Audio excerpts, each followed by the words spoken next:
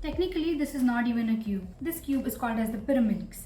Proceeds to call it a cube. At first I was confused because a pyramid, pyraminx, this is actually a tetrahedron. But anyway, this is actually one of the easiest cubes to solve.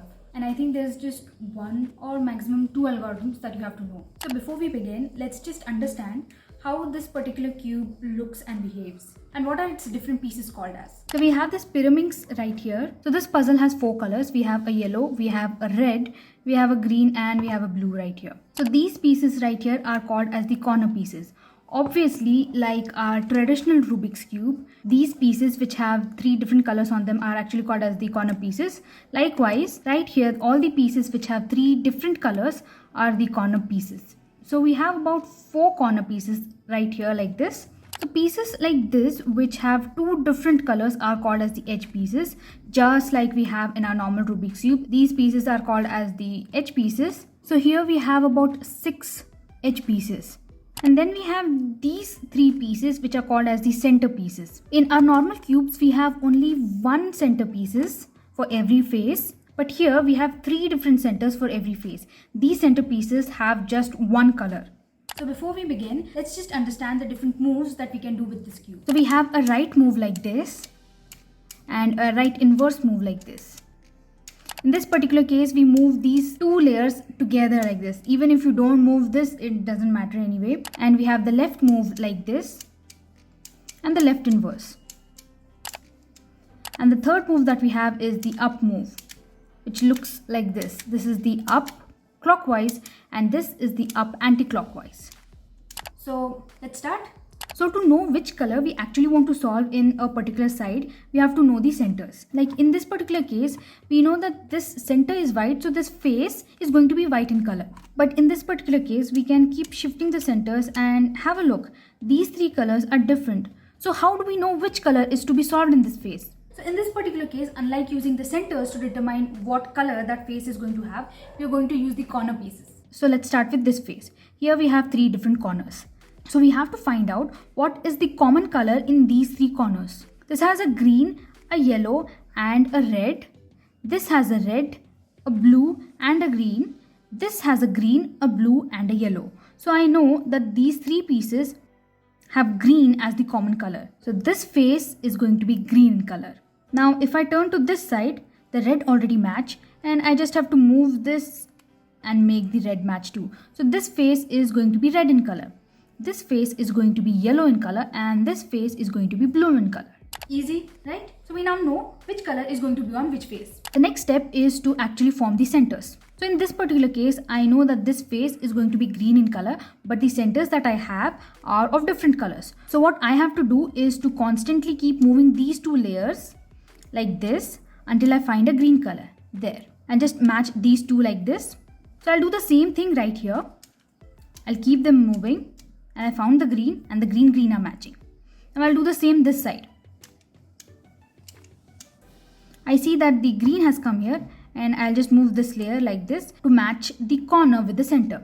So we have the center green pieces like this with the matching corners. Now that we have formed the centers here, we'll just go and form the centers on the other sides as well. This step is actually a little bit easier because all we have to do is just keep moving these sides like this till any one of them match. And automatically all the other sides also match. So let's go ahead and start solving the edges in this particular case. So this edge is supposed to be green and red in color. So we have to find an edge piece which is green and red, which is right here. So what I am going to do is move this piece right here like this. Bring this down, bring this up here, and then bring this up here like this. So here I have preserved these centers, but I have messed up the centers right here, which is completely fine. We'll fix that later.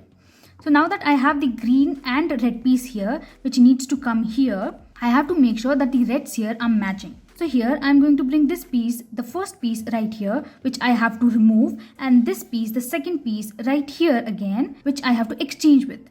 So I'll bring this piece here like this, then this piece right here, and then I'll move this piece up like this, and this piece back up like this. This is a very easy algorithm. Make a left, right inverse, and a right. So like this, I have moved the green and red piece to its correct position. So I'll do the same for the rest of the edges. Here I need a green and a yellow piece. So I have a green and a yellow piece right here. Now that I can see that these two yellow pieces are matching, and I want to bring this piece right here. So what I am going to do is bring this piece down like this, bring this piece here, bring this piece back up.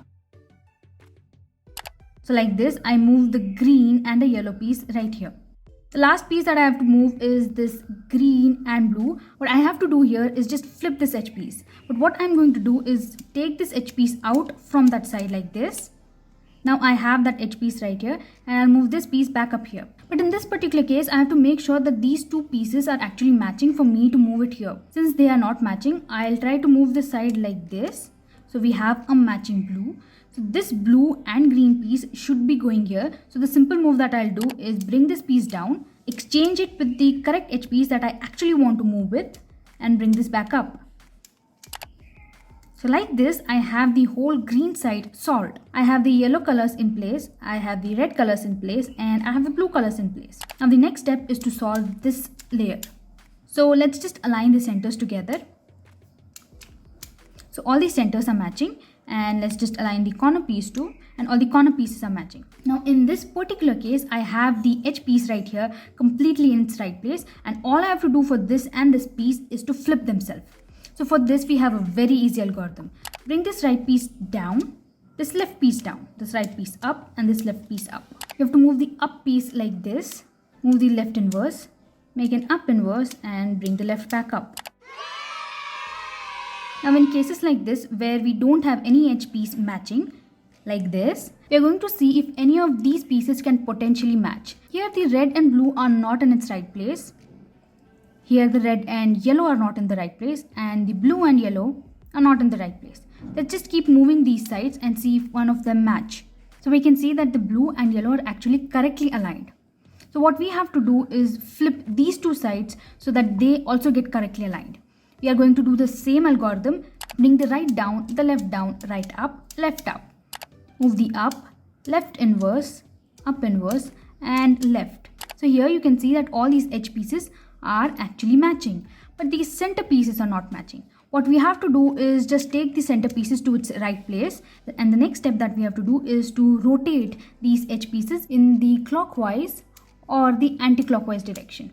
So in this case, I can see that the yellow is supposed to go here, the blue is supposed to come here, and the red is supposed to come here, which is a clockwise direction. So here what I'm going to do is take a right inverse, up inverse, a right, up inverse, right inverse, up inverse, and a right like this, and the cube is solved. So we can do this algorithm facing any side. In cases like this, where we have to move the pieces in the anti-clockwise direction, so what we are going to do in this particular case is take a right, take a up, a right inverse, a up, a right, a up, and then a right inverse, and the cube is solved.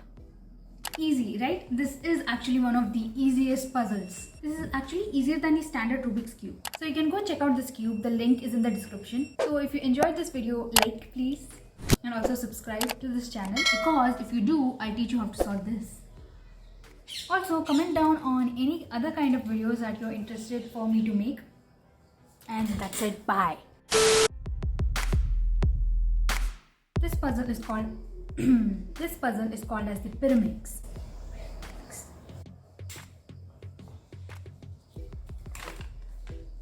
Pyramids.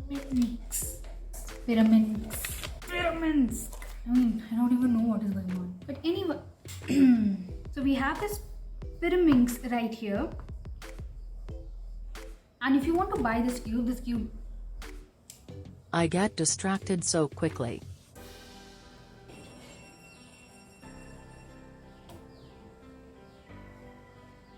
This is me trying to pose for a thumbnail. Oh. Those overused expressions. So if you're interested in this cube. What am I doing? LMAO.